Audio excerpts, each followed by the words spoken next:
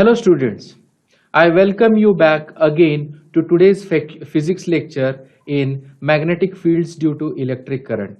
I am Rajkumar Mulay from Fergusson College. In today's lecture, we are going to study Ampere's law and how to make use of this law to derive expression for magnetic field due to solenoids and toroids.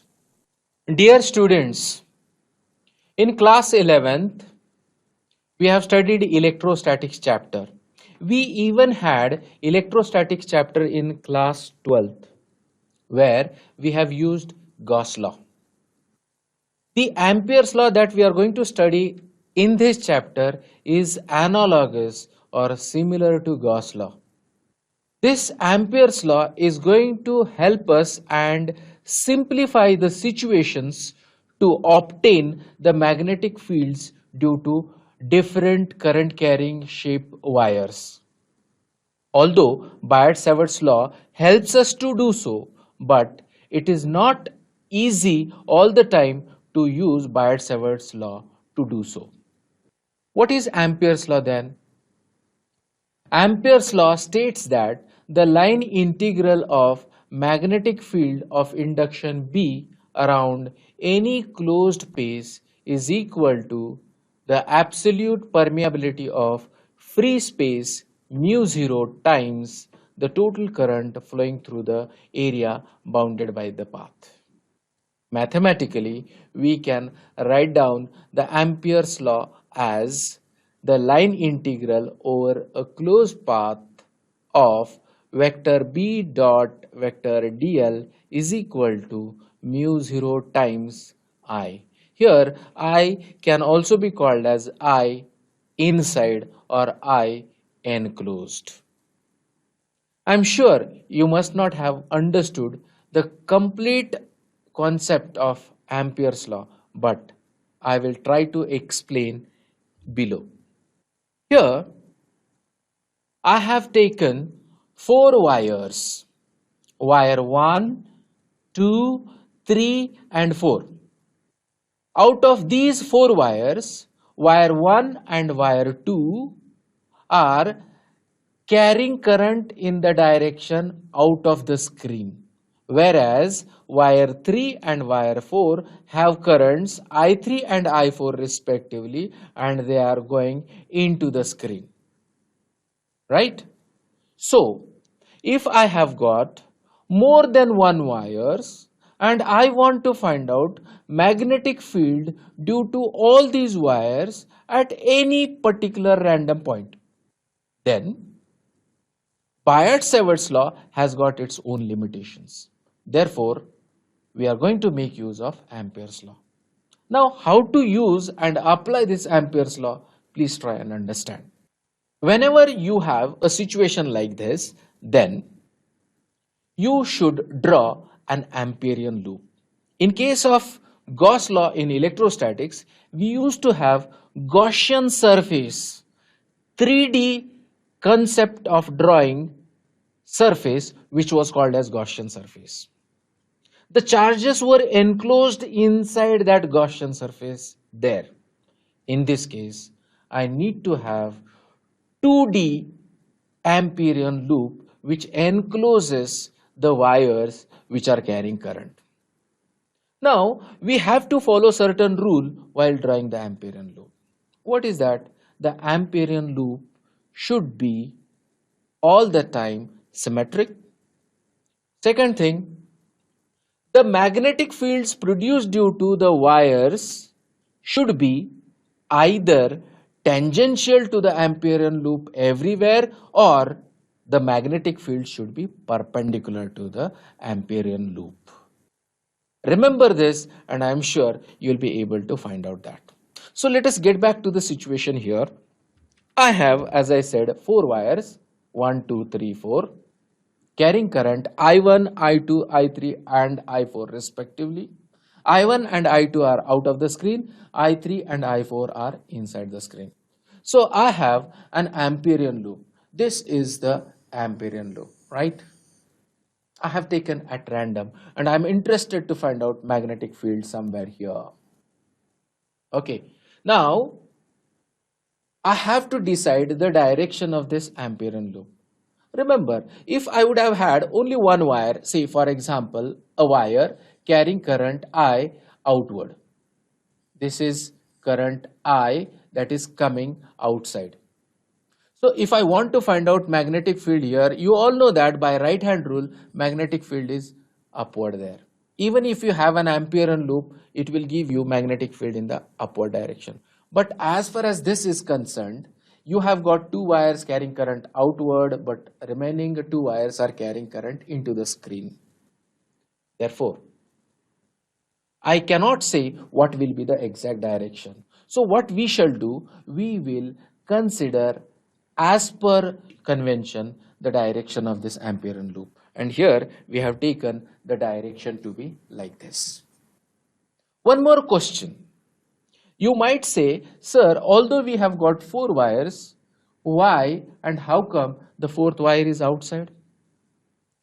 My explanation to this is, irrespective of wires inside the Amperian loop or outside the Amperian loop, they contribute the magnetic field at which you are trying to find out that magnetic field.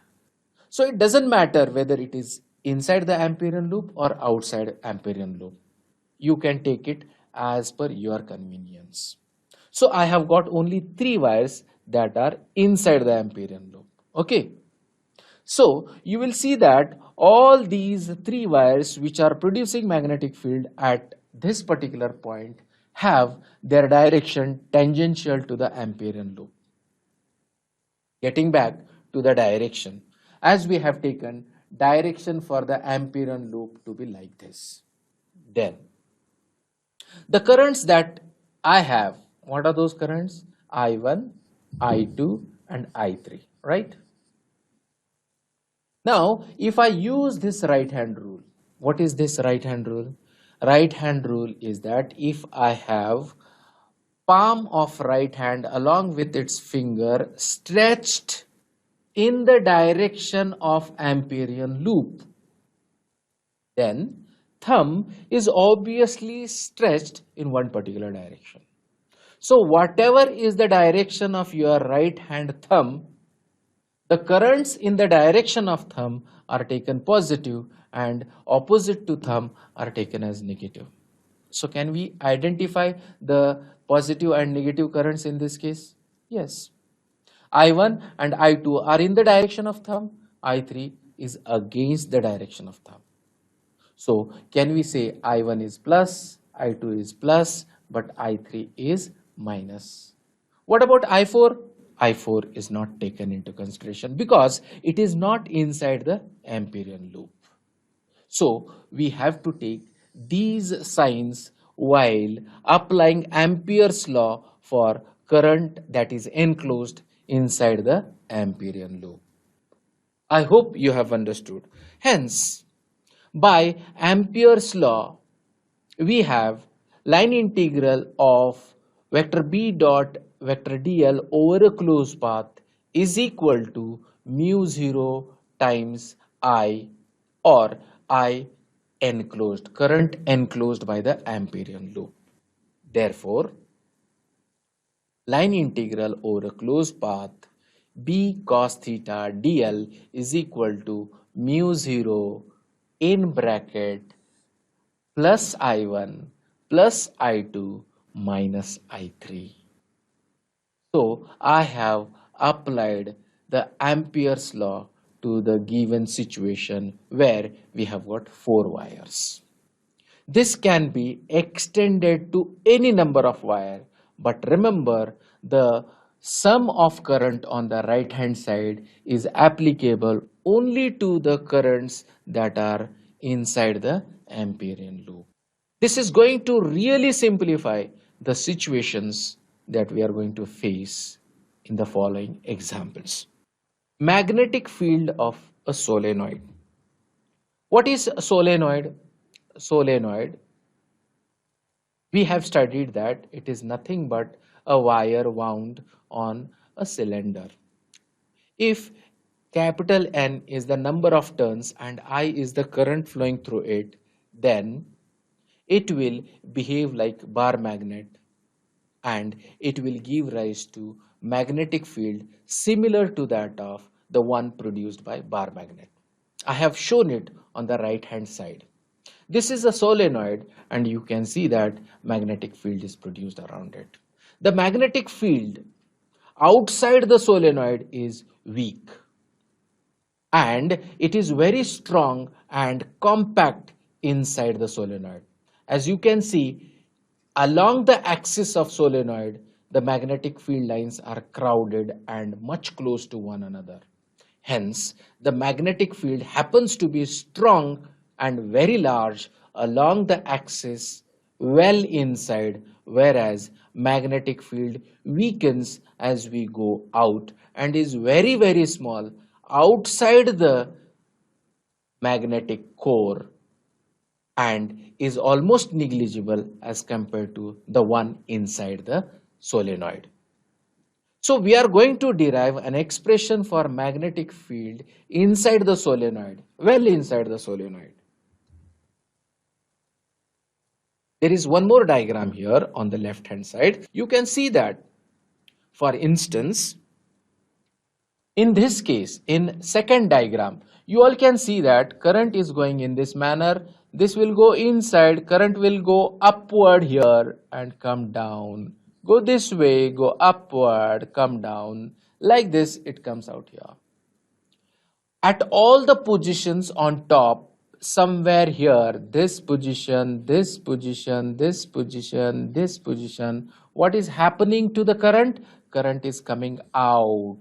So these positions happens to be dot circle and this is depicted here.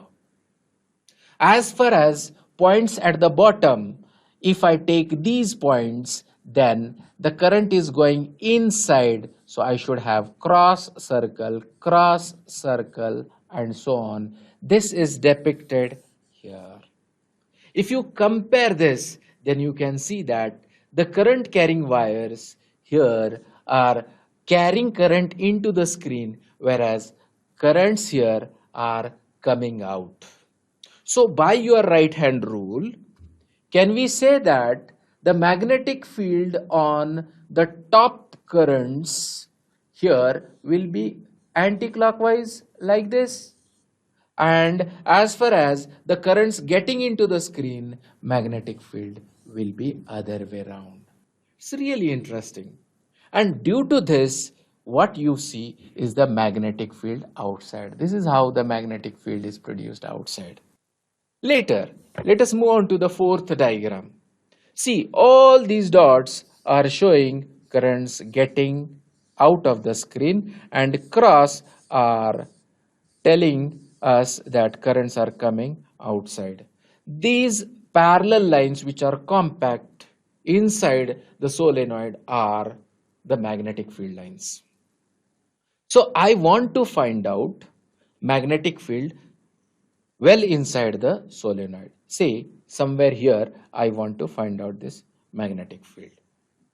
So what I do, according to Ampere's law, he says I need to draw an Amperian loop. Amperian loop must be symmetric. It should be drawn such that the magnetic field, either it should be parallel to the Amperian loop or perpendicular to the Amperian loop. So I have decided to take a rectangular Amperian loop A, B, C, D, A. Yes? So I have taken an Amperian loop A, B, C, D, A. If L is the length of this Amperian loop, which is nothing but length AB, capital N be the number of turns, small n be turns per unit length. Therefore, by Ampere's law, line integral over closed path vector B dot vector dl is equal to mu 0 I. Equation 1. Left hand side of this equation will be line integral over closed path vector B dot vector dl should be equal to the sum of line integrals of vector B dot vector dl from A to B, B to C, C to D, and D to A. So the left hand side is the contribution of magnetic fields due to lengths of that Amperian loop from A to B, B to C, C to D, and D to D. Therefore, calculating these individual values, we get something like this. Now, why the remaining three terms happens to be 0? Look at the last term here. From D to A, vector B dot dl. D to A. D to A is this one. So how is the magnetic field to these one? Like this. How is the magnetic field as far as dA is concerned? The magnetic field is perpendicular to dA. So what is B dot dl? B dot dl is equal to B dl cos theta. Theta is 90 degrees, cos 90 is 0. Therefore, the magnetic field due to this term comes out to be equal to 0. Similarly, for BC, same reason, contribution is 0. As far as CD is concerned, this portion CD. For CD, the magnetic field is parallel. So theta comes out to be 0, cos 0 is 1. So it is not going to be 0. But then why it is 0? It is 0 because the magnetic field B outside the solenoid along CD is much small and it is almost 0. Therefore, the contribution is 0. Now, term AB. AB is the length which is inside the solenoid. And remember here, the line AB is parallel to magnetic field. Theta is 0, cos 0 is 1. And one more thing, the field B is not very small here. It is much strong. Therefore, it will not give rise to 0 contribution. Therefore, I have written line integral of vector B dot vector dl from A to B. Hence, can I say line integral over closed path B dot dl is equal to B into L. Look here, as far as this is concerned, B is constant, line integral of dl. This dl is length of AB, and I have told you that AB is nothing but length L. Therefore, I have written L here. So this is left hand side. As far as right hand side is concerned, right side of the equation 1 will be mu 0 I. I is the current that is been enclosed by the Amperian loop. Remember, how many currents are coming out here? There are many currents that are coming outside. If L is the length and if N are the number of turns per unit length, so don't you think I must be equal to N times I? Yes, if there are N turns, then can we say N into I? So we have B dot L is equal to mu 0 Ni. Hence, we get B to be equal to mu 0 capital N I by L. Here, N by L, number of turns per unit length, is nothing but turns per unit length. Therefore, we have written B to be equal to mu 0 Ni. Therefore, the magnetic field well inside the solenoid is always equal to mu 0 Ni. Let us move on to another application of Ampere's law. Magnetic induction along the axis of toroid. What is toroid? If I take a solenoid and join its ends in this manner, then what we get is nothing but toroid. Its diagram is shown in this manner. If I pass current I like this, then current will come out in this manner. This current goes revolving along this toroid and finally comes out in this manner. So if I enlarge this, then you will be able to see this one. So what are these? These are the direction of current. What happens to the current here? The current is going inside. The current is going inside here. So current is going inside. That means I should have cross mark. Current is into the screen. but current here is coming out and I can show it by dots. Okay, so that is what it has been shown in this case. On the outer rim, currents are coming out. That is why they are shown by dot with circle, and currents inside the core are in this manner, and that is why they are shown by cross mark. This is the axis of the toroid. Let us say R is the radius of that axis. You can see that. Therefore, let us assume that L, length of toroid, is nothing but circumference of the toroid, that is 2 pi r. R is the radius. Let n be the number of turns in this toroid situation, and small n is the turns per unit length here. Right? So we have to obtain magnetic field along the axis of this toroid. So can we say that on this axis magnetic field is to be determined? This is the axis of toroid, no doubt. Now by rule I have to consider an Amperian loop, as I have to apply Ampere's law here. So I'm going to take an Amperian loop which is going to coincide with the axis of the toroid itself. That is why I have taken this axis itself, as I'm going to take axis as an Amperian loop. So let us apply Ampere's law to this toroid situation. From Ampere's law, we have line integral of closed path over vector b dot vector dl is equal to mu 0 I, equation 1. Taking left hand side of equation 1, we will have line integral over closed path vector b dot vector dl must be equal to line integral over closed path b dot dl cos theta. Theta is the angle between b and dl. Look here, this is Amperian loop, and magnetic field produced everywhere on this axis will be in this direction.